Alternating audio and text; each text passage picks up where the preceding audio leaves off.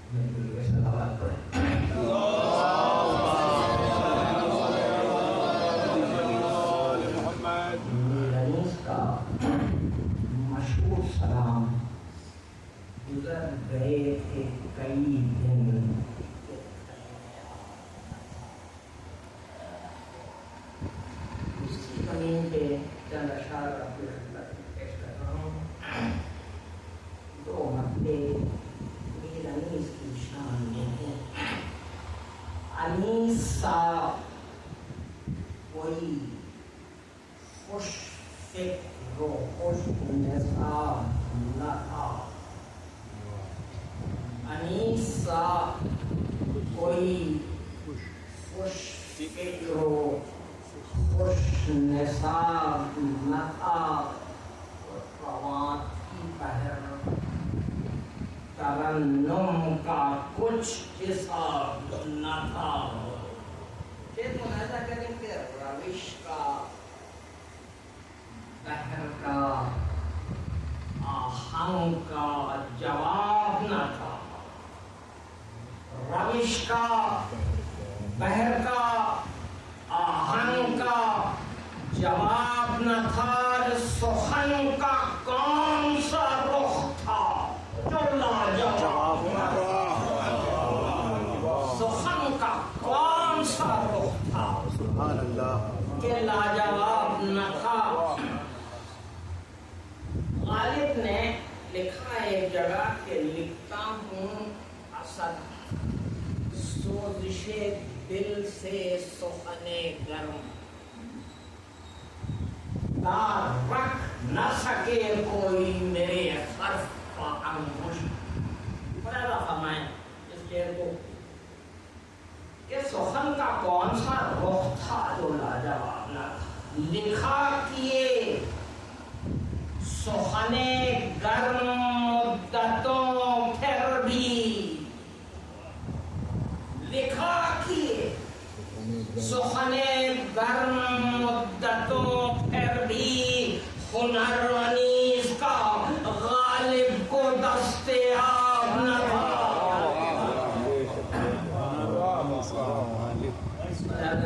سلام شروع ہوتا ہے کہ تھی تیز دھوپ کہیں سایہ صحاب نہ تھا. تھی تیز دھوپ کہیں سایہ صحاب نہ تھا. اور اس تپش میں کئی دن سے گھر میں آب نہ تھا. اور کہ وہاں وہ کون سا گل تھا جو لاجواب نہ تھا انتخاب نہ تھا. ملاحظہ کریں گے مثلا کہ وہاں وہ کون سا گل تھا جو انتخاب نہ تھا. خزاں ہوئے پر بھی جو آئے انقلاب نہ تھا. خزاں ہوئے پر بھی جو آئے انقلاب نہ تھا. شعر ملاحظہ کریں کہ خزاں نصیب و ستم دیدہ تھے. فلک تمثال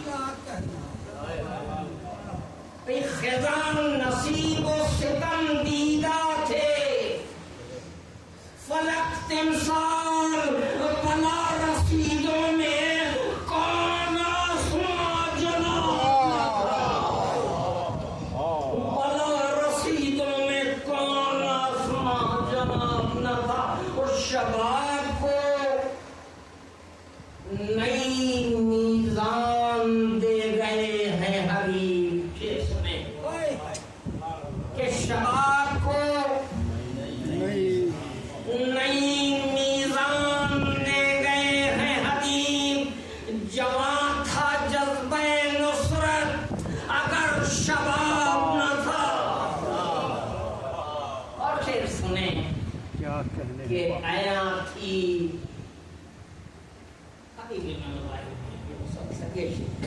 آیا تھی شدت جوش نبر سرخ تھی آنکھ آیا تھی شدت جوش نبر سرخ تھی آنکھ سرخ تھی آنکھ ارے اسی کا عکس تھا داڑھی پر وہ خطاب نہ تھا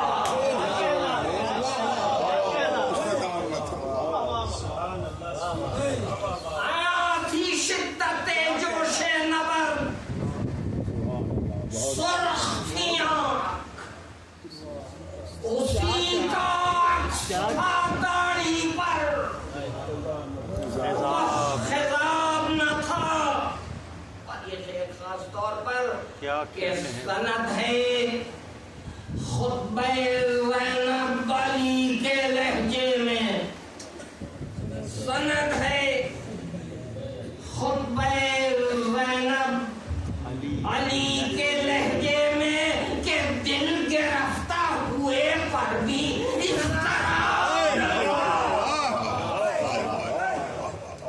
سند ہے خطبہ زینب علی کے لہجے میں کیا کہنے ہیں سبحان اللہ سبحان اللہ کہ دل گرفتہ ہوئے پر بھی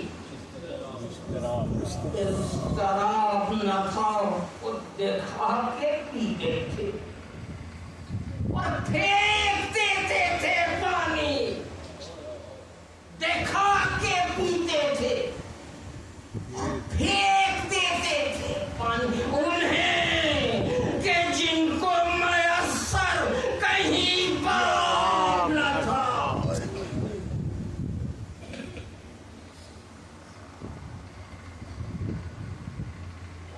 سنیں کہ رہے انیس میں ناصر سفر کٹھن ہے کہ یہاں رہے انیس میں ناصر سفر کٹھن ہے کہ یہاں زمین نرم میں بھی عافیت کا باب نہ تھا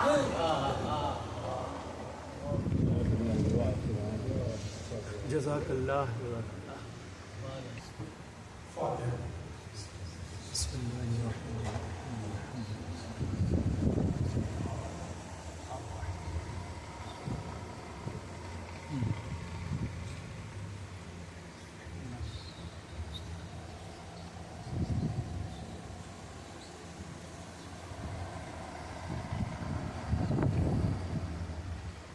اعوذ باللہ من الشیطان الرجیم بسم اللہ الرحمن الرحیم الحمد للہ رب العالمین والصلاة والسلام علی سید الانبیاء والمرسلین وآلہ الطیبین الطاہرین المعصومین المنتجبین اما بعد فقد قال اللہ تعالی فی کتابہ المبین بسم اللہ الرحمن الرحیم وجعلناہم ائمة يهدون بأمرنا وأوحينا عليهم فعل الخيرات وإقام الصلاة وإيتاء الزكاة وكانوا لنا عابدين.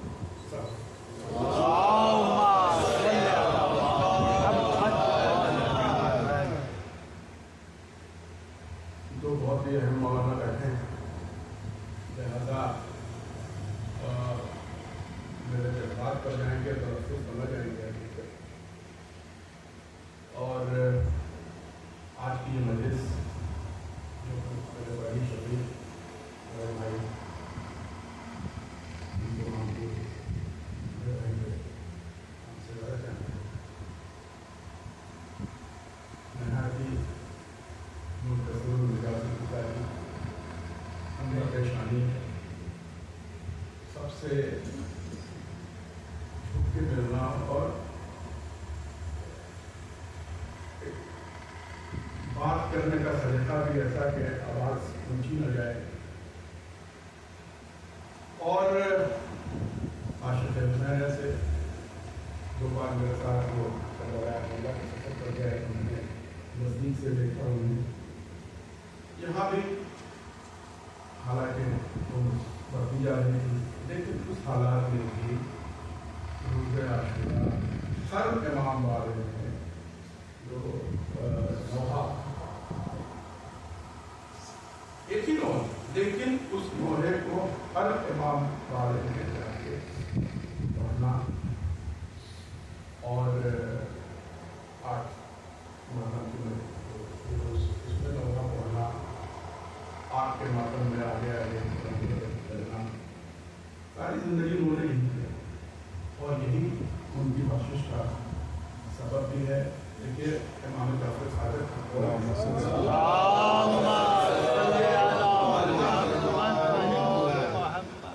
یہ اختیار دے دیتا ہے کہ وہ کب جانا چاہتا ہے، یہ مومن کے لیے وہ اختیار دے دیتا ہے کہ وہ کب جانا چاہتا ہے۔ انہوں نے چونکہ امام حسین سے والد ہے محبت، لہذا انہوں نے فیصلہ اپنے لیے یہ کیا کہ وہ ایام اعلام نہیں ہے، تاکہ جوار معصومین میں جب جائیں تو وہاں مجلس ہی ہوتی رہے، عالم برزخ میں بھی، اور تو لہذا انہوں نے خود اپنے لیے، اور یہ امام کا قول ہے کہ یہ ہر مومن کو یہ اختیار دے دے اللہ کی۔ اور دیکھیے اللہ نے بہت مشہور آیت کا ٹکڑا ہے کہ کل نفس ذائقۃ الموت، ہر نفس کو موت کا مزہ چکھنا۔ تو اللہ نے یہ تو کلیہ بنا دیا کہ ہر چیز جو اس نے خلقت کی ہے اس کو موت آنی ہے، اور اسی لیے موت کو برحق کہا ہے۔ کیوں کہا گیا ہے کہ ہر وہ چیز جو انسان کو اللہ سے نزدیک کر دیتی ہے، وہ موت کئی پردوں کو ہٹا دیتی ہے جو عبد اور معبود کے بیچ رہا، تو لہذا موت کے ذریعے وہ حق کے اور قریب ہو جاتا ہے، اس لیے موت کو حق کیا کہنے ہیں، سبحان اللہ۔ اب رہی بات کہ جیسے کہ بڑا مشہور ہے ہر نفس کو موت کا مزہ چکھنا، اب اللہ سورہ اسراء میں اس کا ایک جز ہے آیت کریمہ، یوما کل اناس بإمامہم، موت تو ہے نہیں، موت تو برحق ہے، کیا موت کے بعد ایک زندگی ہے؟ تو اب اللہ سورہ اسراء میں کہہ رہا ہے کہ ایک دن آئے گا، یوما ندا دیں گے، ندا ہوتی ہے کہ بلانا، کسی کو پکار کے بلانا، ندا اسی میں کہتا ہے کل ناظم، ہر کو۔ اب سب سے خطرناک بات یہ ہے کہ بے امامہم، اس کو اس کے امام کے ساتھ بلائیں گے۔ کیا کہنے ہیں۔ اب یہ مسئلہ ہو گیا کہ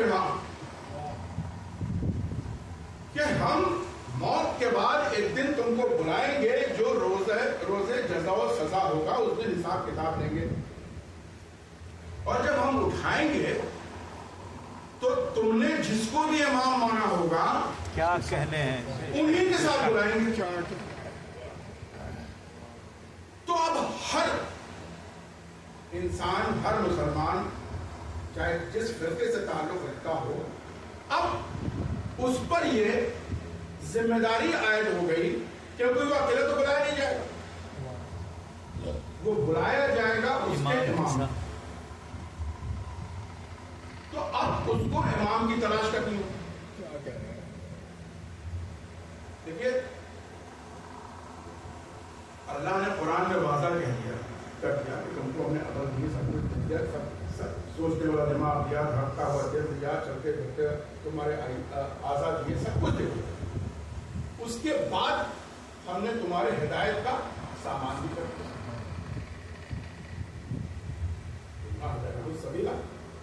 میں نے ہدایت کا سامان کر دیا، اما شاکر و اما کفورا۔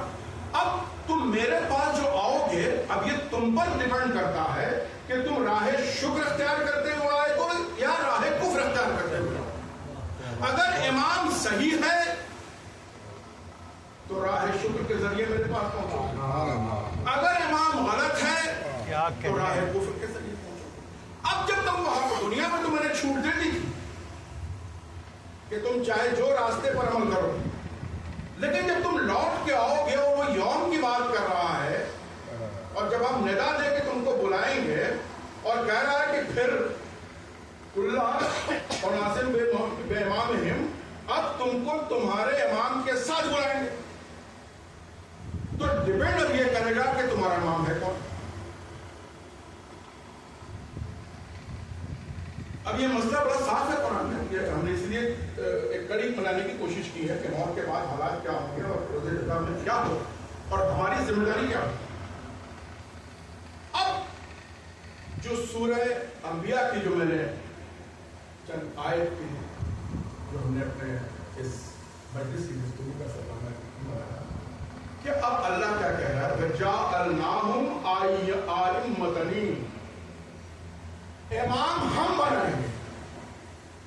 اب راستے بند ہو گئے، امام بنانے کی ذمہ داری انسانوں پر اللہ نے دی ہی نہیں۔ جعلناہم أئمة، امام ہم بنائیں گے۔ تو جب امام ہم بنائیں گے تو تلاش تم کو کرنی ہوگی، آپ منتخب نہیں کر سکتے، آپ مل کے اجماع نہیں کر سکتے کہ میں نے فلاں کو امام بنا دیا، کیونکہ یہ قرآن کے اپنے اصول کی نفی ہے۔ جو اللہ کے اس فرمان کی روگردانی کرتا ہے، اس سے بغاوت کرتا ہے، وہ ایمان سے خارج ہے۔ جس نے بھی کہہ دیا کہ میرے فلاں امام، میرے فلاں امام، میرے فلاں امام، میرے فلاں امام، اب آپ یہ دیکھیں کہ یہ بھی ہے اللہ کا نظام ہے کہ دنیا میں جتنے بھی مسلمانوں کے فرقے ہیں، چاہے وہ جس امام کو مانتے ہوں، یہ جو ہمارے 12 امام ہیں، ان کے علاوہ کسی نے بھی جن کو امام مانا گیا، کسی نے بھی یہ دعویٰ نہیں کیا کہ مجھے اللہ نے امام بنا کے دیا۔ ایک کو بتا دیں کہ جنہوں نے یہ کہا ہو کہ ہم کو اللہ نے امام بنا کے دیا، انسانوں نے کہا کہ میں نے ان کو امام بنا، لیکن انہوں نے کہیں دعویٰ یہ نہیں کیا کہ مجھے امام اللہ نے بنا کے بھیجا سوائے ان 12 کے، باقی کا تو دعویٰ ہی نہیں ہے۔ تو جب دعویٰ ہی کسی نے نہیں کیا تو بچتا کون ہے؟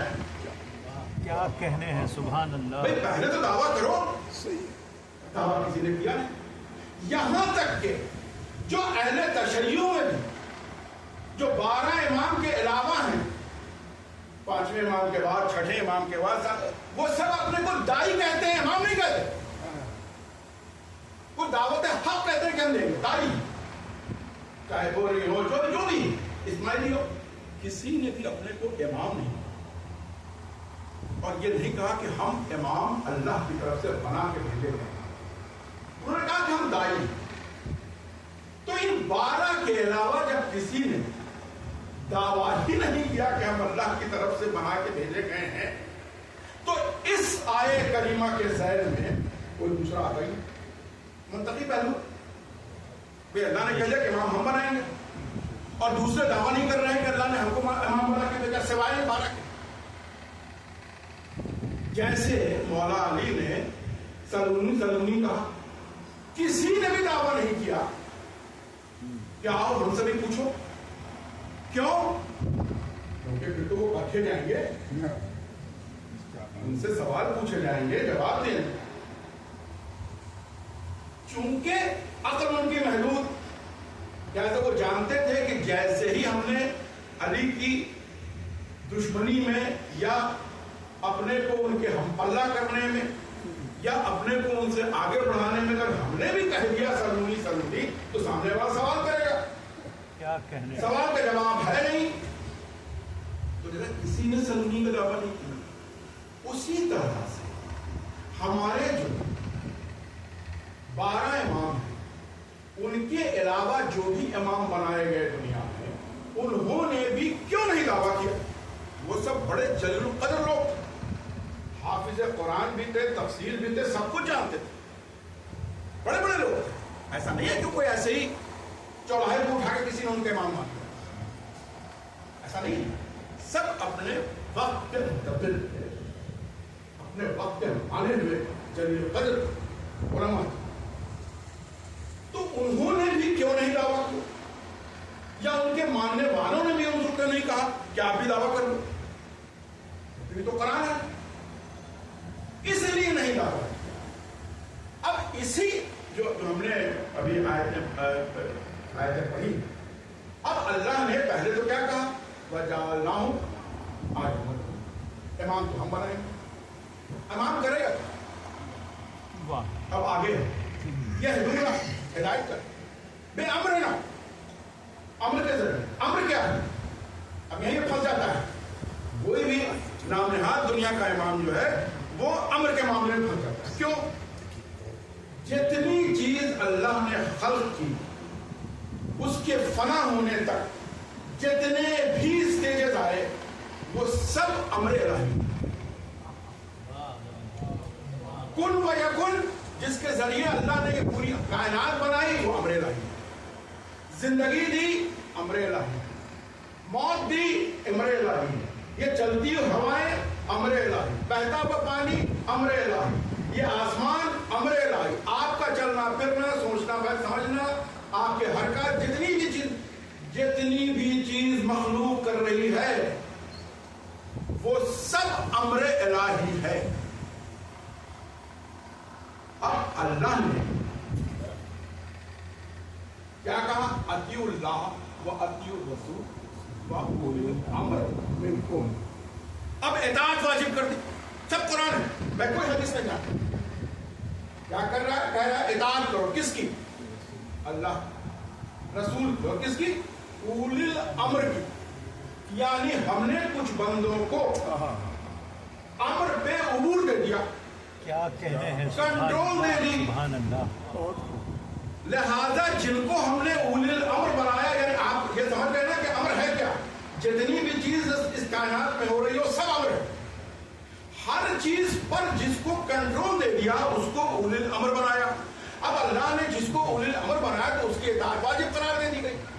سبحان اللہ. اب جب اللہ سورہ انبیاء میں یہ بات کہہ رہا ہے کہ امام ہم بناتے ہیں، یہدون بامرنا، وہ ہدایت کرتا ہے امر کے ذریعے. اب امر کیا ہے؟ ساری چیزیں امر ہیں. اب دیکھیں وقت ہے نہیں، میں صرف بچوں کے لیے ایک چیز میں ایک ایگزامپل دے کے آگے بڑھاتا ہوں، پھر اس کی تشریح کبھی اور کسی موقع. سب چیزیں جو امر ہے اس میں ایک وقت بھی ہے، وہ بھی امر ہے. امر بھی اللہ کا تخلیق شدہ ایک امر ہے. اب وقت کس کے قبضے میں؟ اب اس میں بچوں کے لیے خاص طور پر میں ایگزامپل دے دوں کہ کنٹرول کر کے کس کو؟ آپ کے پاس گاڑی ہے، آپ ڈرائیونگ سیٹ پر بیٹھے ہیں، تو اب کنٹرول کس کے پاس ہے؟ ڈرائیور. اب آپ یہ سمجھ لیں کہ اس پورا امر جو ہے اگر یہ گاڑی ہے تو جس کو اولی الامر بنایا ہے وہ ڈرائیور ہے. واہ، اس کے ہاتھ میں اسٹیئرنگ ہے، کیا کہنے ہیں. وہ چاہے دائیں لے جائے چاہے بائیں لے جائے. وہ ایکسیلیٹر پر دبائے گا تو تیز، بیک گیئر لگائے گا تو پیچھے، اگر بریک لگا دیا تو رک گئے. وہیں پر. اب اس کو وقت کو سمجھیں کہ وقت بھی امر ہے. کیا بات. کیوں نہیں دوسرے ائمہ جو دنیا نے بنائے انہوں نے اپنے کو اللہ کی طرف سے بھیجا ہوا امام کیوں نہیں؟ کیونکہ وہ اولی الامر اگر ہوں گے تو اولی الامر ثابت کرنا ہوگا. واہ، ان کے پاس ثابت کرنے کے لیے کوئی اسٹیئرنگ ہی نہیں ہے، کیونکہ اس گاڑی کا ڈرائیور ہی نہیں ہے. وہ زیادہ سے زیادہ وہ پیچھے بیٹھ سکتے ہیں. گاڑی تو وہیں جائے گی جہاں ڈرائیور لے جائے. اللہ یہ تو کہہ رہا ہے اٹھائیں گے تم کو لیکن تمہارے امام کے ساتھ. سبحان اللہ. اب کیا ہوا؟ وقت کے کچھ ایگزامپل جو آپ سنتے چلے آ رہے ہیں، میں صرف کی نشاندہی کرتا ہوں تاکہ یہ پتا چلے کہ وقت امر ہے اور کس طرح سے اولی الامر اس کو کنٹرول کرتا ہے. دیکھیے وقت ساکت کر سکتا ہے، جو اولی الامر ہے وہ وقت کو روک سکتا ہے کیونکہ وہ کنٹرول کرتا ہے. جیسے میں نے کہا بریک لگا رک گیا. دو موقع ایسے آئے جہاں وقت رک گیا. ایک جب رسول گئے اللہ سے ملنے کے لیے، اب جب اولی الامر جا رہا ہے تو وقت رکا ہوا ہے.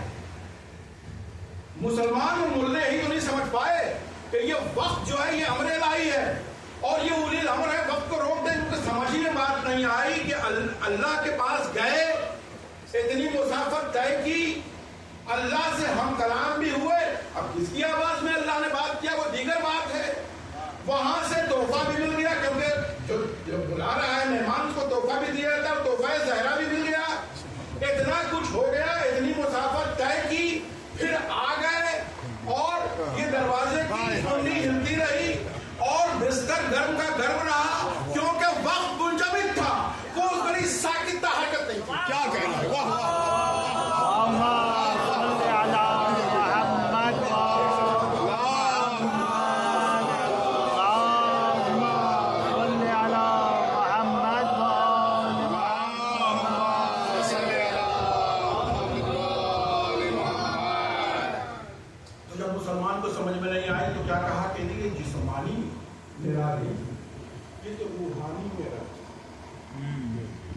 کیونکہ ان کے پاس وہ اولی الامر کا فلسفہ ہی نہیں ہے.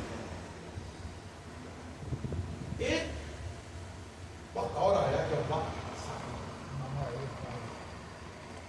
یہی محرم کا زمانہ تھا. عاشور ہو چکے، اب مصادرات عصمت کا قافلہ کوفہ کی منزل میں.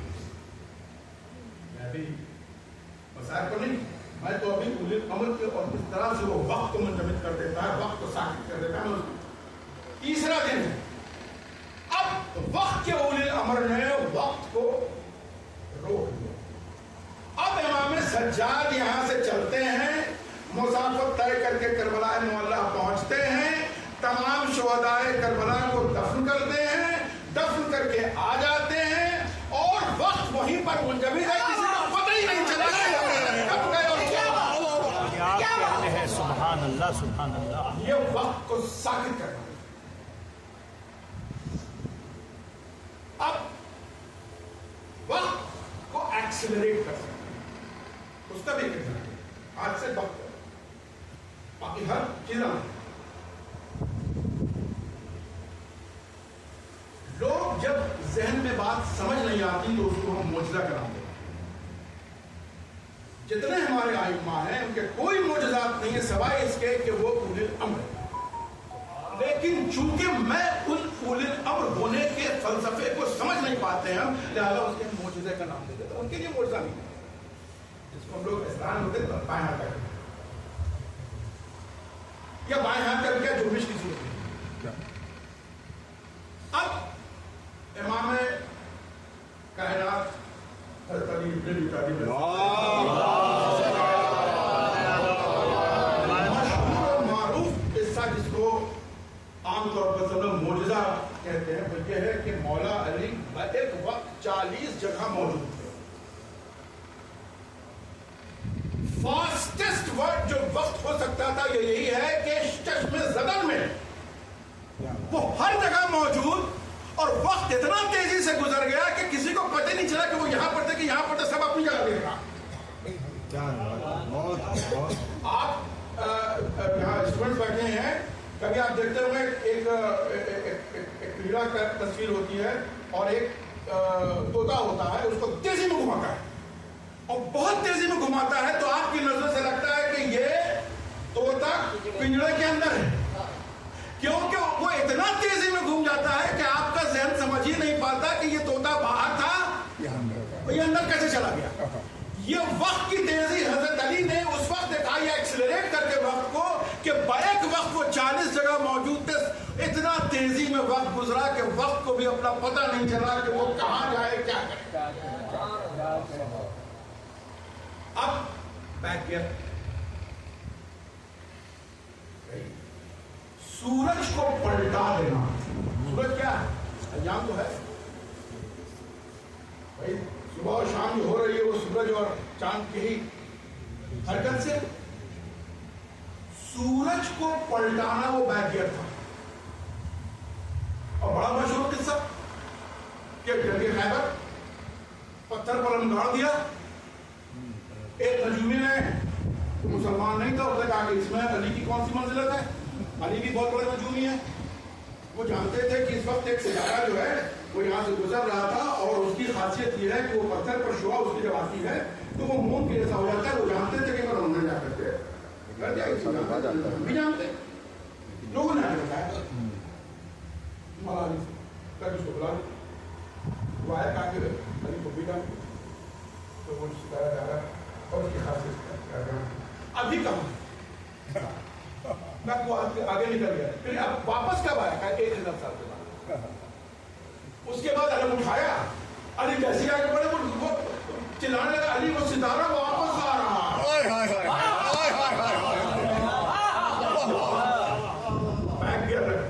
اور دائیں بائیں تو رسول نے ہی کہہ دیا. جدھر علی چاہے دائیں چلے جائیں بائیں چلے جائیں جدھر جائیں گے وہ حق خدا ہی مڑے گا.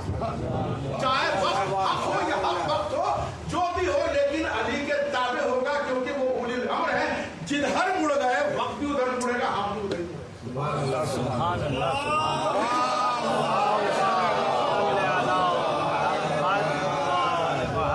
تو یہ ایک مسئلہ تھا کہ بآخر دوسرے ائمہ نے اپنے آپ کو کیوں نہیں کہا کہ میں بھی اللہ کی طرف دعویٰ کرنے میں کیا جاتا ہے؟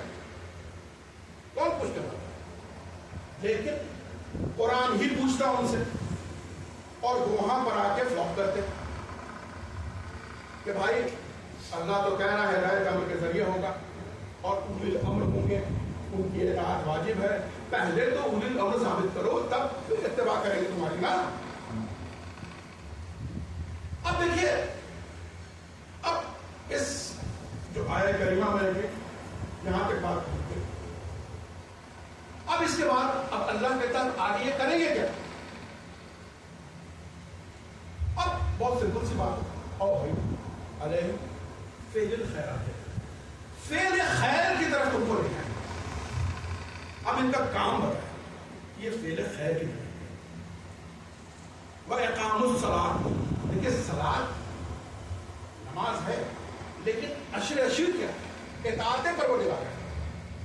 اطاعت پروردگار عالم کے لیے سب سے پہلے اللہ کی شناسائی تو ہو.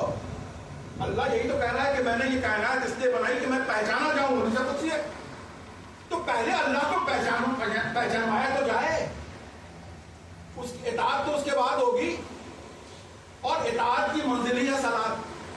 تو یہ وہ لوگ ہیں جن کو اللہ نے امام بنا کے بھیجا جو اللہ کو آپ کو پہچانواتے ہیں کہ اللہ ہے کیا.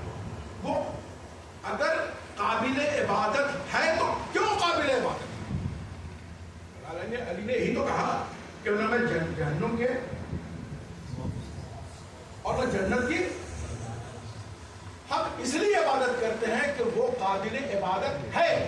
تو ائمہ جو ہمارے ہیں وہ آئے اس لیے ہیں کہ وہ بتائیں کہ اللہ قابل عبادت ہے کیوں. یہ اقام الصلاۃ جو ہے یہ خالی پارٹی بچھا دینے کے لیے کا نام ہے. یہ نماز نہیں ہے. چٹائی بچھانے کا نام صرف سجدے میں چلے جانے کا نام رکوع میں چلے جانے کا نام عبادت نہیں ہے. کربلا میں تو سبھی نماز پڑھ رہے تھے ادھر بھی پڑھ رہے تھے. اللہ شناسی نہیں تھی. تو سب سے پہلے تو اللہ کو پہچانوایا جائے. لہذا یہ وہ شخصیات ہیں جن کو دیکھ کے یہ لگتا ہے کہ اگر عبد ایسا ہے تو معبود کیسا ہوگا. ان کو دیکھ کے جو ملی آبادی نے اپنی یادوں کی برات میں لکھا کہ اگر امام حسین نہ ہوتے تو مجھے اللہ پر یقین ہی نہ ہوتا. ان کو دیکھ کے یقین ہوتا ہے. یہ وہی فلسفہ کہ یہ وہ شخصیات ہیں جن کو دیکھ کہ بھائی اگر اب دیے ہیں تو معبود کیسا ہوگا, اگر مخلوق ایسی ہے تو خالق کیسا ہے, اگر تصویر ایسی ہے تو مصور کیسا ہوگا. تو یہ اللہ سے شناخت ہے. تو اب کیا ہے وَإِيتَاءُ الزَّكَاةِ, زکات صرف چند پیسے دے دینے کا نام زکات نہیں. اس کو بہت محدود ہم سمجھ لیتے ہیں کہ ہم نے زکات نکال دیا تو دیا. اس کا فلسفہ کیا ہے؟ فلسفہ بچوں کے لیے یہ تعلیم بیٹھے ہیں, یہ لوگ سے سن کے تو ہمارے سردار صاحب بچپن سے ہمارے یہاں آتا اور یہی باتیں ہوتی رہتی ہیں. بہت ساری چیزیں ان کی ہم یوز کرتے ہیں. تو ہمارا 40 ایئرس تو یہ لوگ تو وہ ہیں جیسے ہم لوگ ان کے لیے ان کے زکات اور ان کا مفہوم کیا ہے. اللہ نے قرآن میں دیا میں نے سب انسان کو برابر بنایا, کچھ کو کچھ پر کس انداز میں دی. کسی کو طاقت زیادہ دی, کسی کو قوت تحصیل زیادہ دیا, کسی کو عقل زیادہ دی, کسی کو مضبوط بنایا, کسی کو کمزور بنایا, کسی کو معذور بنایا. اور پھر اب جو اس کو ہم رزق دیتے ہیں اس میں برابری نہیں. وہ قوت تحصیل کیا ہے, اس کی حاصل کرنے کی قوت کتنی ہے, اس بنا پر اس کو زیادہ ملے گا. لیکن پھر اللہ کہتا ہے کہ میں چاہتا کیا ہوں کہ جس کیونکہ ہم نے بنایا تو سب کو ہے, کمزور کو بھی ہم نے بنایا ہے, مضبوط کو بھی بنایا ہے, جو بلینئر ہے اس کو بھی ہم نے بنایا ہے, جو پاپر ہے اس کو بھی ہم نے بنایا ہے. لیکن اب ہم کیا چاہتے ہیں, کیونکہ خالق تو ہم ہیں, ہم بھی کہیں نہ کہیں ذمہ دار ہیں اس کے. کہ کسی کو معلوم ہوا کہ سب معذور ہمیں پتہ کریں, کسی کو بہت مضبوط, کسی کو آئی کیو بہت زیادہ دیا, آئنسٹائن کا آئی کیو جو ہے 180 کسی کا 110. وہ کیا کریں, تو اللہ نے یہ کہا کہ میں کیا چاہتا ہوں, یہ فلسفہ زکات کہ میں یہ چاہتا ہوں کہ جس کو قوت تحصیل کی بنیاد پر رزق زیادہ ملا, اب میں چاہتا ہوں کہ اپنے حصے میں سے پھر وہ ان تک پہنچا دے جن کو میں نے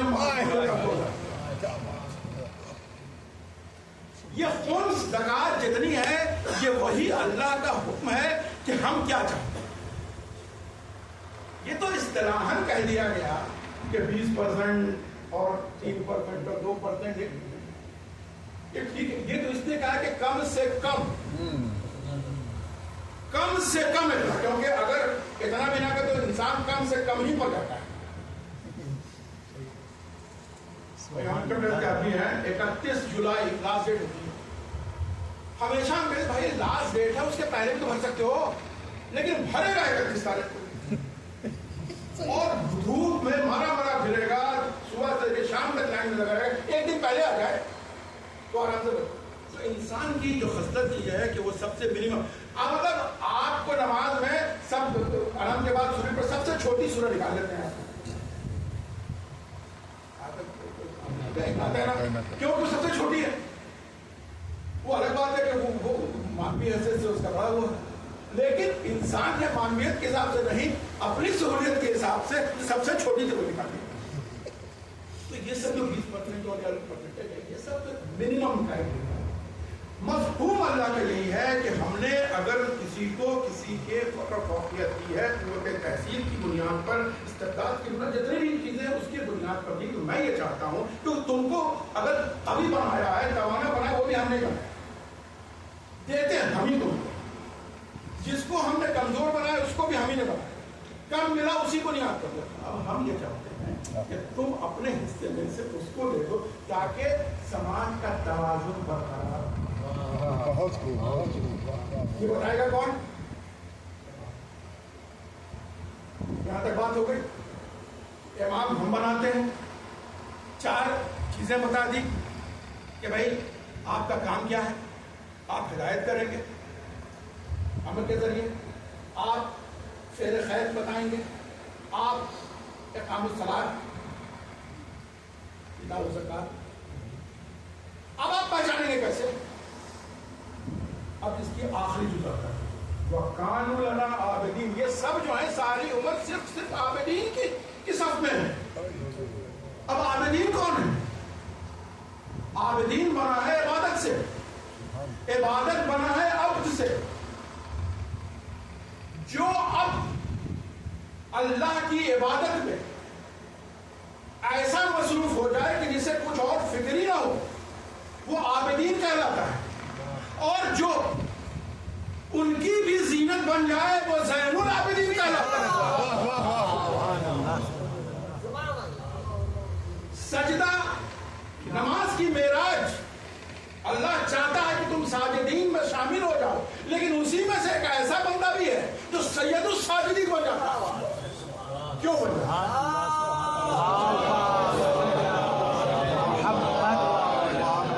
کیونکہ دیکھیے جو سجدہ امام سجاد نے ادا کیا، نہ ان کے بابا نے ویسا سجدہ کیا ان حالات میں، نہ ان کے دادا نے. دیکھیے تلواروں کی چھاؤں میں خنجر کے نیچے سجدہ کرنا بہت بڑی بات ہے. کسی نے ایسا سجدہ نہیں کیا. لیکن جو امام سجاد کا سجدہ ہے، ہاتھوں میں ہتھیلیاں، پیروں میں گھڑیاں، خاردار داغ، کوف اور شام کا بازار، مقدارت عصمت جن کے سروں پر چادر رہے، اس سے سب بندھے ہیں، خود یہ بندھے ہوئے ہیں ایسے حالات میں جنہوں نے ناکے پہ سجدہ ادا کیا. اگر یہ حالات ان کے بابا اور ان کے دادا کے پاس وہ بھی وہی کرتے، لیکن ایسا سجدہ نہ ان کے بابا نے ادا کیا تھا، اسی لیے سید الساجدین کہلاتے. تو اب آخری مرحلے میں میری بات، لیکن وہ بہت اہم ہے جس کے لیے میں آپ کو یہاں پہ پوچھ کے لایا. میں تھوڑا 10 منٹ وقت دے سکتا ہوں کیونکہ سب اپنا مجمع ہے، مجھے پتا ہے کیپٹیو آڈینس ہے، بھاری نہیں کوئی تو نہیں، ان سے ان پر شک تھا، لیکن ان کو لے جانے کی ذمہ داری مولانا نے رکھی ہے، اس لیے. دیکھیے جیسا کہ میں نے کہا کہ اب امام اللہ بناتا ہے اور ان کے کام کیا ہے. اگر آپ اس سورہ انبیاء کی اس جو آیہ کریمہ ہے اس کو آپ دیکھیں تو دو ہی چیز سمجھیں. ایک تو یہ جیسا کہ میں نے کہا عبادت پروردگار، عبادت شناسائی کے ساتھ، اور دوسرا اخلاق. اخلاق کو رسول نے دین سے جوڑا. جب انہوں نے بعثت کا اعلان کیا اور مکے میں جو کفار مکہ تھے سب جمع ہوئے اور انہوں نے رسول کو چیلنج کیا اور پوچھا آ کر کہ یہ بتاؤ عبداللہ کے بیٹے تم کا کوئی نیا دین ہے؟ تو رسول نے کہا کہ نہیں، میں وہی اخلاق لے کے آیا ہوں جو میرے دادا ابراہیم کے لے. سوال دین کا تھا، رسول نے اخلاق چلایا، کیونکہ دین اور اخلاق ایسا ملحوظ ہے کہ جس کو الگ کر ہی نہیں سکتے. کوئی بھی بد اخلاق آدمی دیندار ہو نہیں سکتا. کیا کہنے ہیں، بے شک بالکل. آپ ایک شخص بتا دیں جو بد اخلاق بھی ہو اور ایماندار بھی. ایماندار کوئی ایماندار نہیں، ایماندار. ایک آدمی آپ کھوج کے نہیں لائیں گے، اور اگر وہ دیندار ہے تو بد اخلاق ہو. ہمارے منع بھائی ان کی بھی خاصیت ہے کہ دیندار تو ہیں، لیکن چونکہ دیندار ہونے کے لیے اخلاق ضروری ہے. تو الحمدللہ ان کے جو بیٹے سب جو ہیں اظہر ہیں، افسر ہیں، منا ہیں، یہ بھی ان کو بھی اخلاق وہی جو ان کے والدین کی میراث میں ملا. اور وہ اس لیے ملا کہ یہ درے سیدہ کا واسطہ ہے اور درے امام حسین کے وجہ سے. تو یہ جو پوری آیت کریمہ میں نے پڑھی آپ کو، اس کا دو ہی معنی ہے. یا تو اللہ کو پہچانوا رہے ہیں یا پھر اخلاقیات بتا. آج چونکہ امام زین العابدین علیہ السلام کے ابھی شہادت گزری ہے، میں انہیں کے کیونکہ ہمارے ہر ائمہ نے اسی کی جو ہے وہ ترجیح دیا ہے اور اسی کے انہوں نے. اب امام زین العابدین، آپ یہ بتائیں کہ امام زین العابدین کے نزدیک اگر ہم انسان دیکھا جائے تو سب سے بدکار آدمی، سب سے ظالم آدمی جس سے انسان کو نفرت ہو جائے وہ کون ہے؟ جن حالات میں امام زین العابدین کو جس طرح سے لایا گیا ہے اور جس طرح سے کربلا کا واقعہ ہوا ہے، ان کے نزدیک یزید ایک ایسی شخصیت ہے جو کہ ملامت کی اونچائی پر اس سے زیادہ نفرت نہیں ہو سکتی. اب کیا ہو رہا ہے؟ اب ان کا اخلاق ہو گیا.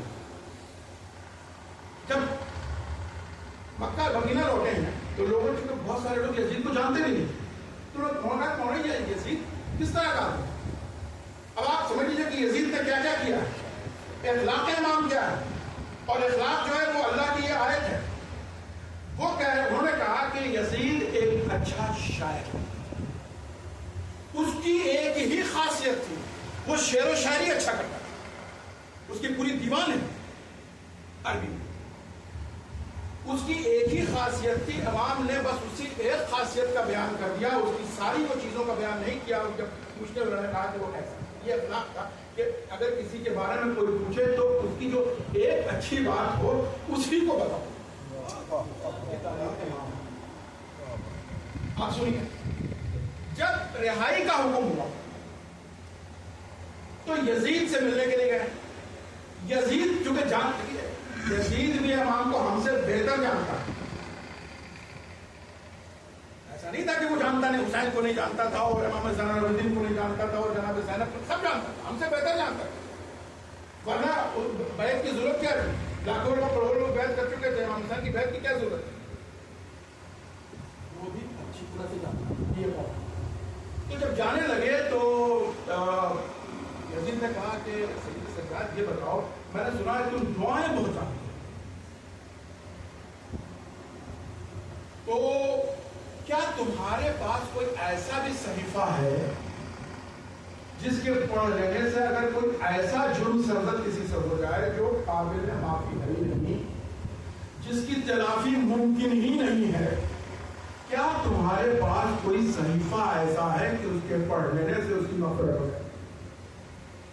اب امام نے کہا ہے اور امام نے منظور کو بتا دی.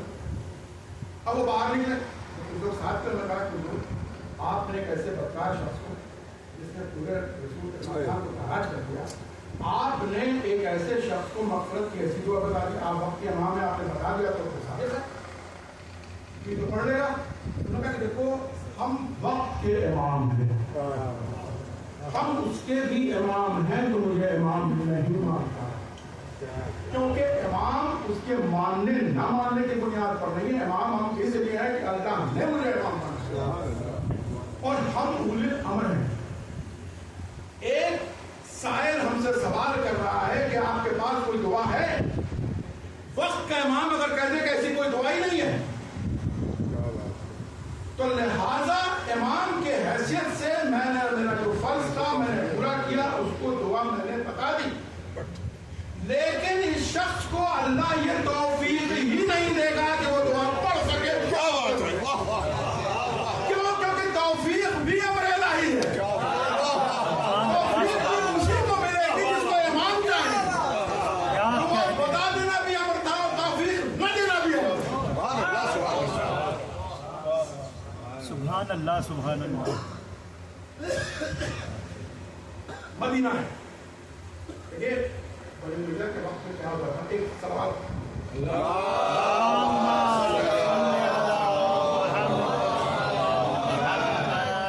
ان کے کئی کارستانی ہوتی تھی. مثلا جیسے ہوتا تھا کہ وہ شام میں معاویہ جو ہے وہ بچوں کو جو ہے وہ کھلونے بانٹ دیا کرتا تھا دن میں، اور رات میں اپنی طرف سے فٹ بال لیتا تھا کہ میں کیا کروں، رات میں فٹ بال لاتے تھے. تو بچے جو بڑے ہو رہے تھے وہ ایک نفرت کے سمجھتے کہ دیکھیے معاویہ نے اتنا اچھا آدمی صبح وائز بھیجے اور علی کی فوج میں آ گئے. تو یہ ایک سائیکولوجیکل ایک بات ہوتی ہے. اسی طرح سے امام کے وقت میں ایک سمجھ تو لوگوں کو ذرا غریب لوگوں کو بھیجا جاتا تھا نام کر جمعہ کا دن ہے، مدینہ ہے، حاکم مارتا ہوا لوگوں کا مجمع ہے، امام زیادہ ایک شخص کھڑا ہوتا ہے اور مولزات تعریف کہیں کہ مولزات کہاں شروع کرتا ہے تمہارے یہ خرابی ہے، یہ خرابی ہے، یہ ہے تمام سن مدینہ ہے، چاہیں تو پورا مجمع اس کو، لیکن امام اور سب دینا بھی ہمارا ایک امام جو امام موسی کاظمی کا ہے جن کی بھی عبادت ہونی ہے ابھی صاحب اور ایک وہ سب وہ بولتا رہا، جب بول کے چپ ہو گیا کیا کہا؟ پہلے انہوں نے کہا کہ لگتا ہے کہ تم باہر سے تھکے ہوئے، پہلے اس کو اب یہ دیکھیے اخلاق ہے کس طرح سے اخلاقیات، کیونکہ یہ صرف یہ ہم لوگوں کے لیے کہ کوئی آدمی آپ کو برا بھلا کہہ رہا ہو تو آپ کا ریئیکشن کیا ہو؟ تو پھر بھی انہوں نے کہا کہ دیکھو ایسا لگتا ہے کہ تم کو کسی غلط فہمی کے شکار، اس کو الزام نہیں دے رہے کہ تم کسی غلط فہمی کے شکار ہو، یہ بھی دیکھیے وہ کہتے کہ تم کیا بکواس کر کیا غلط باتیں کر، لیکن اب جو اخلاق ہے وہ یہ کہتا ہے کہ اس کو الزام نہ دو، لگتا ہے کہ تم کسی غلط فہمی کے شکار ہو، اس نے کہا میں غلط فہمی کا شکار ہی نہیں ہوں، میں جانتا ہوں کس نے تم نے بنا دیا اور کیا ہے، خیر جب ہو گیا دیکھا کہ تمام ہوئی تو انہوں نے اب انہوں نے اخلاق ہے وہاں، انہوں نے ممبر سے ہاتھ اٹھایا، انہوں نے کہا کہ اگر جو تم کہہ رہے ہو میرے بارے میں وہ صحیح ہے تو میں اللہ سے دعا کرتا ہوں کہ وہ تم کو معاف کرے، اور اگر تم جو کہہ رہے ہو میرے بارے میں وہ غلط ہے، اگر جو تم میرے بارے میں کہہ رہے ہو غلط ہے تو تمہیں معاف کر دے، اور جو تم میرے بارے میں کہہ رہے ہو صحیح ہے تو اللہ سے میں دعا کرتا ہوں مجھے معاف کر دے، جو تم گالی گلوچ کر رہے ہو اگر وہ غلط ہے تو تمہیں معاف کر دے، اور جو تم کہہ رہے ہو وہ صحیح ہے تو اللہ مجھے معاف کر دے۔ اب اس کے بعد وہ ڈیزائن ہو گیا، اب اس کے بعد رہا کیا؟ آپ گالی دے رہے ہیں، وہ مغفرت کی بات کر رہے ہیں، اور اپنے کو بھی کہہ رہے ہیں کہ اگر جو تم کہہ رہے ہو سب غلطی ہماری بھی ہے تو مجھے معاف کر دے، اور تم جھوٹ بول رہے ہو تمہیں معاف کر دے۔ یہ اخلاقیات۔ اب بس آخری 5 منٹ امام سجاد کے 2 معجزات جو کہ ان دن معجزات مولانا کہتے ہیں، ایک تو ہم لوگ سب جانتے ہیں صحیفہ سجادیہ، کیونکہ وہ جو دور تھا اس میں آپ ہاؤس ارسٹ تھے، زیادہ بول نہیں سکتے تھے، تو آپ نے جو سہارا دیا تبلیغ کا وہ دعاؤں کے ذریعے اور وہ صحیفہ سجادیہ کے ذریعے۔ اب اس میں تو اللہ کے حمد و ثنا ہے، لیکن اللہ کی وہ بزرگیت ہے، آپ ایک پڑھیں سے ہم لوگ جو پڑھتے ہیں تو اردو ترجمے تو دیکھیے، آپ اردو ترجمے کے ساتھ پڑھیں گے تو آپ کو خود لگے گا کہ یہ دعا پڑھنے کے بعد ایسا ہو ہی نہیں سکتا کہ مستجاب نہ ہو، کیونکہ وہ صرف اللہ کی بزرگی ہے، اور اس طرح سے جو آپ عام انسان سوچ ہی نہیں سکتا کہ اللہ کی بزرگیت ہے کیا۔ تو صحیفہ سجادیہ ایک تحفہ ہے ان کا، اس کو عوام الناس نے گلے لگایا کیونکہ یہ ان کے کام کی چیز ہے۔ آدمی ہوتا ہے سیلفش تو درد ہوتا ہے، وہ تلاش میں مسجد مندر گرودوارا ہر جگہ چلا جاتا ہے کہ کہیں سے مل جائے دعا۔ تو صحیفہ سجادیہ کو ہر اہل تشیع نے اور ایون مسلمانوں نے جہاں جہاں تک یہ صحیفہ پہنچا، اور حضرت نے بھی اس کو اپنا لیا، کیونکہ ان کو لگا کہ اس کے ذریعے بخار ہے تو یہ والا پڑھ لو، بخار ہو جاتا ہے، پیٹ میں درد ہے تو یہ کر لو۔ اثر ہوتا تھا میری اماں کو پیٹ میں بہت درد ہوتی تھی، وہ رات کو بلاتی تھی کہ وہ پڑھ دو، جب میں چاہے وہ ہوتی پڑھ دو، تو یہ تھا کیا کہ وہ جانتا ہے کہ بھائی یہ تو میرے کام کی چیز ہے، یہ تو صحیفے سے جلتے ہیں۔ ایک اور اسی ہم پلہ وہ ہے رسالۃ الحقوق والا۔ یہ کیا ہے؟ انسانوں کے حقوق کیا ہیں، جانوروں کے حقوق کیا ہیں، سماج کے حقوق کیا ہیں۔ امام نے 51 حقوق بتائے۔ مجھے نہیں پتا کہ کتنے لوگ یہاں رسالۃ الحقوق سے واقف ہیں، لیکن وہ ایک ایسا معجزہ ہے۔ آپ رسالۃ الحقوق گوگل پر بھی دیکھنے سکتے ہیں، انگریزی میں ترجمہ سر جانتے کیوں نہیں ہیں ہم لوگ اور پڑھتے کیوں نہیں ہیں؟ حق کو دینا ہوگا، کیا بات ہے، واہ واہ واہ، دعا سے لینا ہوگا، واہ واہ، جہاں سے مل رہا ہے لے لو، ہائے ہائے ہائے، دینا ہے منہ پھیر لو۔ کیا بات ہے، ورنہ جو جس طرح سے صحیفہ سجادیہ ویسا ہی رسالۃ الحقوق میں اور 51 حقوق۔ آج میں سب حقوق کی بات نہیں کروں گا، 2-3 اس لیے تاکہ آپ اس کو پڑھیں، آپ کے گوگل میں موجود ہے، اردو میں بھی موجود ہے، اور امام نے کمنٹری کر کے رکھی ہے رسالۃ الحقوق کا ہر حقوق۔ اچھا حقوق پر کیا ہے؟ حقوق یہ ہے کہ اگر آپ نے وہ حق نہیں دیا اس کو تو گناہ کے اوپر، کیونکہ حق تلفی۔ اب دیکھیے ایک سائل کا حکم۔ اچھا یہ پہلے یہ بتا دیں کہ اگر آپ لوگ 5-10 منٹ ہے تو میں بتا دیں۔ نہیں پڑھیے،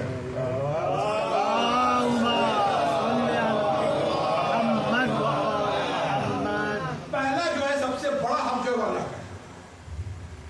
ظاہر بات ہے کہ وہ ہمارا پیدا کرنے والا ہے، اس کا حق کیا ہے کہ اس کی عبادت کی جائے۔ اب دوسرا چیپٹر آتا ہے، اس میں آپ کے جسم کے اجزاء جو ہیں ان کے حقوق، 7 اجزاء کے حقوق بتائیے۔ آپ کی آنکھ کے کیا حق ہیں، آپ کے کان کے کیا حق ہیں، آپ کی زبان کے کیا حق ہیں، آپ کے ہاتھ کے کیا حق ہیں، آپ کے پیر کے کیا حق ہیں، آپ کے پرائیویٹ پارٹس کے کیا حق ہیں۔ 7 اجزاء کے حق بتائے گئے ہیں کہ ان کے حق کیا ہیں۔ اگر آپ نے ان کے حق ان کو نہیں دیے جو آپ کے اپنے اجزاء ہیں، پیٹ کے کیا حق؟ اب صادق خالی ایک پیٹ کا حق بتا دیں۔ پیٹ کا حق یہ ہے کہ وہ آپ وہی کھائیں جو پیٹ چاہتا ہے، یعنی اگر آپ کو پیٹ خراب چل رہا ہے تو بریانی نہ کھائیں، اگر آپ نے بریانی کھا لیا تو اس حق تلفی ہے پیٹ۔ امام کا بتائیں۔ دوسرا حق پیٹ کا یہ ہے کہ جتنا اس کو ضرورت ہے اس سے تھوڑا کم کھائیں، یہ نہیں کہ اتنا ہے اتنا کھا لیا، اس کی آزاد ہے۔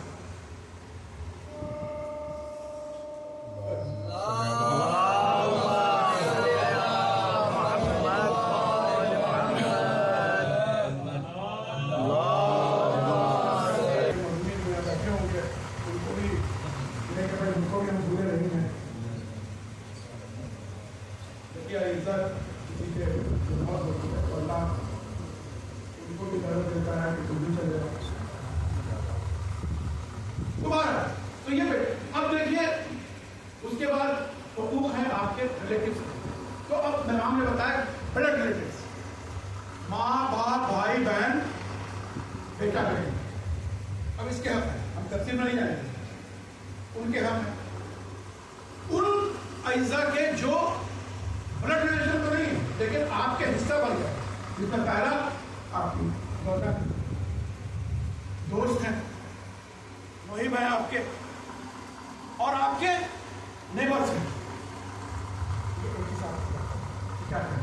اب ایسے نیبرز ہیں ان کے کیا حق؟ ان کا اچھا حق یہ ہوتا ہے کہ سامنے والا بتائے یا نہ بتائے، اس کا حق ہے اور آپ کو حق دینا ہے، اور اگر آپ حق نہیں دیتے ہیں تو آپ گناہ کے مرتکب ہیں، ویسے ہی جیسے آپ کسی کے حق تلفی کرتے ہیں۔ آپ کے ہمسائے کا حق یہ ہے، ہم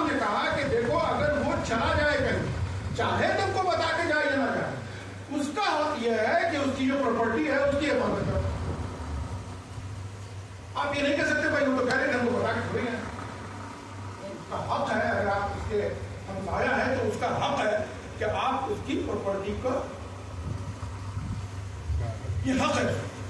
آپ احسان نہیں کر رہے ہیں, حق ادا کرنا احسان نہیں.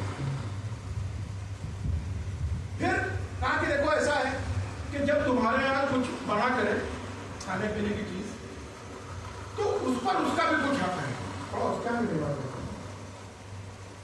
ایک باندھی نواداری ہوتی ہے, آپ میرے میں ہوتی ہے, ایک سماج کی تشکیل ہوتی ہے, لیکن اس کو حق سے دو. آپ کہتے ہیں تمہارے یہاں اگر بچے ہیں جو تم اپنے بچوں کے لیے کھلونے لاتے ہو اس کے ریپر باہر نہ تو ہو سکتا ہے سامنے والا جو ہے وہ غریب ہو, اس کے بچے دیکھ کر کے حساب سے کمپنی میں مبتلا ہوں, یہ اس کا حق ہے. اب دیکھیے سائل کا کیا حق ہے. سائل کا حق یہ ہے, یہ حق ہے, دیکھیے حق ہے, ہم جب کہ کہہ رہے ہیں حق تو حق, آپ اس کے حق کو آپ دے رہے ہیں تو آپ کوئی احسان نہیں کر رہے ہیں, بلکہ اس حق کو آپ دے رہے ہیں جو اللہ نے آپ پر عائد کیا ہے. سائل اگر آپ کے پاس آتا ہے, سائل کا حق کیا ہے؟ سائل کا حق یہ ہے کہ اگر وہ آتا ہے تو اس کا حق ہے کہ اگر آپ کے پاس اپنے ذرائع ہیں تو اس کو وہ دے دیا جائے جس کے لیے. اور کمنٹری میں لکھا ہے اپنے ہندوستانی میں, اگر وہ آتا ہے آپ کے پاس کہ مجھے 100 روپے کا کام, میری ضرورت 100 روپے کی, آپ نے 50 روپے دی تو آپ نے حق. اگر آپ کے پاس 200 روپے ہیں تو آپ 100 روپے, تو یہ اس کا حق ہے کہ جتنی اس کی ضرورت ہے اگر آپ کے پاس آتا ہے تو اس کا حق ہے کہ آپ اس کا حق اس کو پہنچا دیجیے. اگر آپ کے پاس آپ کا حق اس پر کیا ہے, دوسرا دو طرفہ ہے. آپ کا حق اس پر کیا ہے کہ اگر آپ نے اس کو کہہ دیا کہ بھائی دیکھو میرے پاس تو نہیں ہے, تو یہ اب آپ کا حق ہے کہ اس کو وہ صحیح مان کہ آپ کے پاس نہیں ہے. وہ آپ سے جرا کرنے کا حقدار نہیں, کیونکہ آپ نے حق تلفی کی ہے تو ذمہ دار آپ ہیں, وہ حق تلفی کر رہا ہے اس کے ذمہ دار وہ ہے. آپ جھوٹ بول رہے ہیں, حق تلفی آپ کی, وہ آپ اس کے مرتکب ہیں. لیکن آپ نے کہہ دیا کہ بھائی میرے پاس تو نہیں ہے یا میرے پاس 50 روپے ہی ہے, تو اس کو وہ صحیح ماننا آپ کا حق ہے. یہ حقوق ہے. پھر آپ کو بتائیں, اگر آپ کے خلاف کوئی کانسپریسی کر رہا, یہ سب رسالت الحقوق ہے, کوئی آپ کے خلاف کانسپریسی کر رہا اس کے بھی کچھ حقوق, اس کے حق کی بھی پامالی نہیں ہو سکتی. اس کا حق یہ ہے کہ آپ میرے کھائی چلیے, آپ کو سمجھانے کی کوشش کریے, اس اوپر بھی نہ سمجھے وہ تو وہ اس کی آپ کی نہیں حق ہے. لیکن اگر آپ نے پلٹ کے اس کے خلاف بھی کانسپریسی کر دی,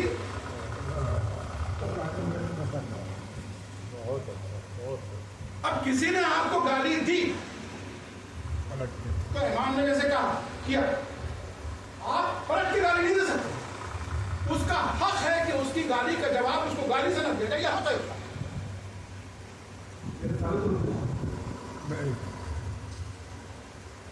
کوئی آدمی آپ کے پاس آتا ہے, اچھا ایسے کیا مطلب آپ حق کیا ہے کہ اگر آپ کسی کے آپ بیٹھے ہوئے ہیں لوگوں کے ساتھ تو حق کیا ہے, آپ اس کے ساتھ چل رہے ہیں تو حق کیا ہے. آپ جب کسی کے پاس جاتے ہیں بیٹھتے ہیں اس کے پاس تو اس کا حق یہ ہے کہ آپ جب اٹھنے لگے تو ان سے اجازت نہ کیوں اٹھے. میں نے بھی کسی مریض سے پڑھا کے امام خامنہ جی ابھی 2-4 مہینے پہلے وائرل ہوا تھا ان کے خیال کے پہلے کہ وہ اس میں کرسمس میں وہ ایک کرسچن فیملی کے یہاں گئے, ان کا بیٹا جو ہے وہ شہید ہوا تھا, تو وہ کرسمس کے موقع پر ان کے یہاں گئے, تو کیا ہمارے لیے بتایا تھا اور وہ چائے پیا یہ کیا ہو گیا. اب جو لیڈی تھی تو جب وہ کہا کیا آپ مجھے اجازت دیتی ہیں کہ میں جاؤں, تو اس نے کہا کہ حضور آپ تو امام ہیں, میرے حساب سے آپ کو اجازت کی کیا ضرورت ہے. کہا کہ نہیں, اللہ نے آپ کو حق دیا ہے کہ میں آپ کی بلند سے اٹھوں تو آپ کے اجازت کے بغیر نہ اٹھوں.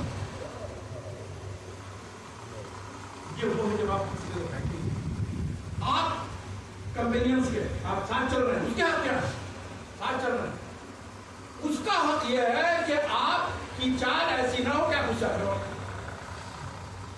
کمزور ہے, بیمار ہے, کیا ہے, آپ اس کا حق یہ ہے کہ آپ یا تو اس کے برابر چلیں یا اس کے پیچھے چلیں. طاقت نہ دکھائیں.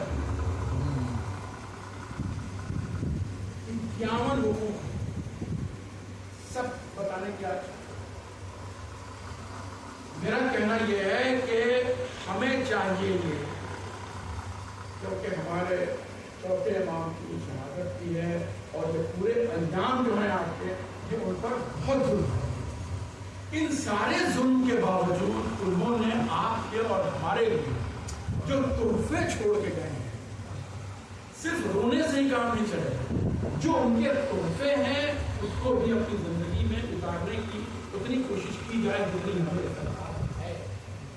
صرف صحیفہ سجادیہ تک اپنے آپ کو محدود نہ کیا جائے بلکہ رسالت الحقوق کو بھی اپنانے کی کوشش کیا جائے. آپ یقین مانیے 51 میں سے اگر آپ نے 10 حق بھی آپ نے ادا کر دیے تو آپ کو فوراً اس کا اثر دیکھنے کو ملے گا کہ آپ کے اگل بغل ادھر ادھر دوست محیط جن میں لڑائی ہے, جھگڑا ہے, ایک دوسرے کس طرح سے لوگ, کیونکہ یہ وہ حقوق ہیں جو سماج کو ایک بہتر سماج بنانے کے لیے امام نے. لہٰذا میری گزارش یہی ہے کہ کم سے کم پہلے رسالۃ الحقوق کو پڑھا جائے. کوئی بہت بڑی کتاب نہیں ہے, چھوٹی سی کتاب ہے, صرف 51 حقوق ہے, لیکن آپ پڑھیے تو صحیح. ہو سکتا ہے کہ 51 حقوق میں سے آپ کو لگے کہ 10 کوئی کر نہیں سکتے. تو امام نے یہ تحفے چھوڑے ہیں اور کن حالات میں چھوڑے. امام سید سجاد سے زیادہ کسی کو ظلم ہوا ہے. عاشور کا دن میں نے اپنی بات کروں, عاشور کا دن اصل کا حملہ اور امام حسین جنگ لڑ رہے ہیں. امام حجت ہے اور ایسے حالات میں جب امام حملے کرتے ہیں, لیکن ایک وقت وہ بھی آیا جب ہدایت اور لوگ ہدایت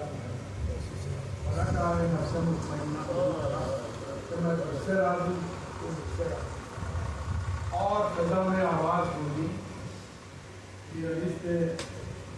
مرثیہ لکھا کہ زخموں پہ زخم کھا چکے برسائے حسین بس, سنگوں پہ کھا چکے برسائے حسین بس, لاشوں پہ لاشیں کھا چکے برسائے حسین بس, ہم تم کو آزما چکے برسائے حسین بس, سر کو جھکا دو خنجر بیدار کے لیے, امتحان چھوڑ دو سجاد کے لیے.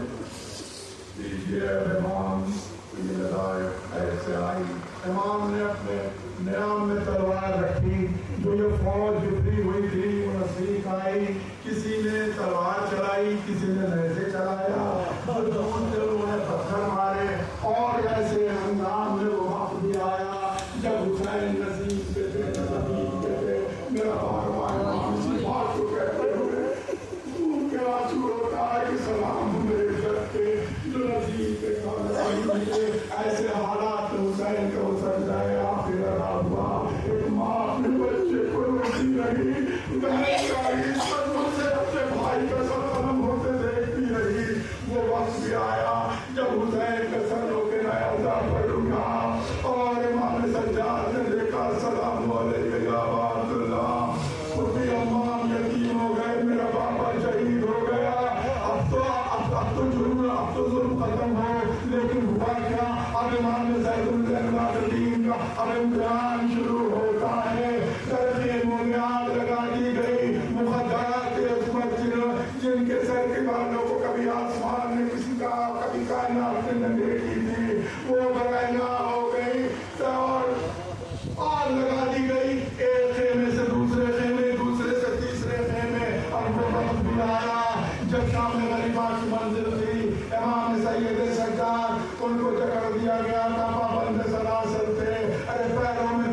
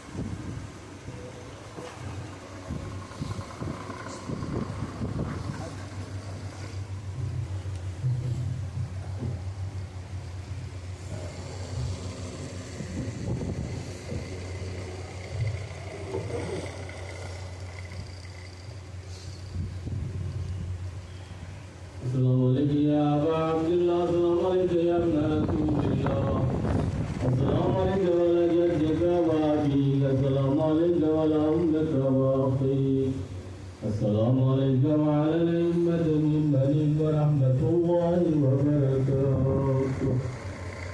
السلام عليك يا غريب الغرباء، السلام عليك يا معين الضعفاء والفقراء، السلام عليك يا شمس الشمس، السلام عليك يا نيس النفور، السلام عليك أيها المدفون بأرض سوس، السلام عليك يا علي بن موسى ورحمة الله وبركاته. السلام عليك يا صاحب العصر والزمان، السلام عليك يا خليفة الرحمن، السلام عليك يا إمام الإنس والجان، السلام عليك يا شريك القرآن، السلام عليك يا إمام زماننا، سهل الله تعالى مخرجك وظهورك ورحمة الله وبركاته.